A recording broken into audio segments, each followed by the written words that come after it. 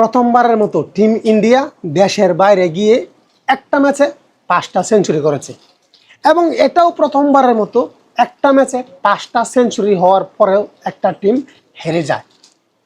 এটা ইন্ডিয়া টিমকে না দেখলে আসলে আমরা বিশ্বাস করতাম না, আমরা জানতাম না। ইন্ডিয়ান টিম কিন্তু ভালো খেলেছে, কিন্তু আসলে ভালো খেলেও 5টা সেঞ্চুরি করার পরেও হারলো কোথায়? 5টা সেঞ্চুরি মানে 500 রান, ভাবা যায়। আর বাকি রান তো আছেই, বাকি ব্যাটসম্যানদের কিছু রান তো আছেই। তো এখানে আসলে হারলো কোথায় ম্যাচটা আসেন আমরা দেখি নেই। প্রথমে দেখি কে কত রান করছে। জয়সওয়াল 101 রান 159 বল থেকে। কেএল রাহুল 78 বলে 42 রান, সে আর বেশি ইনিংসটা বড় করতে পারে নাই। শুভমান গিল 227 বলে 147 রান। তো এখানে এ পর্যন্তই। রবীন্দ্র জাদেজা আছে 11 রান, 11 42 100 100 100, বাকি সবাই ডাব্বা। দেখবেন, একটু খেয়াল করবেন আমার কথাগুলো। এই গেল ফার্স্ট ইনিংস, ঠিক আছে। ফার্স্ট ইনিংসে কয়জন 0 রান আউট হয়েছে দেখেন। 1 জন 2 জন 3 জন 0 রান আউট হয়েছে এবং 2 জন 1 রান করে আউট হয়েছে। এই 1 রান যদি আপনি বাদ দেন তাহলে 5 জন 0 রানে আউট, ভাবা যায়। এই গেল ফার্স্ট ইনিংস। এবং আমি যদি এখন দ্বিতীয় ইনিংসে যাই, ইন্ডিয়ার দ্বিতীয় ইনিংসে আসলাম, আবারও সেই কেএল রাহুল 247 বলে 137 রান, সুদর্শন 30 রান, ঋষভ পান্ত, আবারও সেই ঋষভ পান্ত, হ্যাঁ, যাকে যোদ্ধা বলা হয়, 140 বলে 118 রান। তারপরে রবীন্দ্র জাদেজা 25 রান, শেষ। এখানেও দ্বিতীয় ইনিংসে এসে দেখেন 1 জন 2 জন 3 জন 0 রানে আউট, এখানেও 3 জন। তো ওখানে ছিল টোটাল 5 জন, এখানে 3 জন, 8 জন।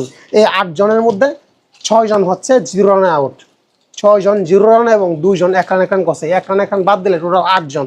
তো ভাবা যায়, হ্যাঁ, একটা টেস্ট ম্যাচে 2 ইনিংসে যদি 8 জন ব্যাটসম্যান 0 রানে আউট হয়, তাহলে রান করবে কারা আর করলো কারা?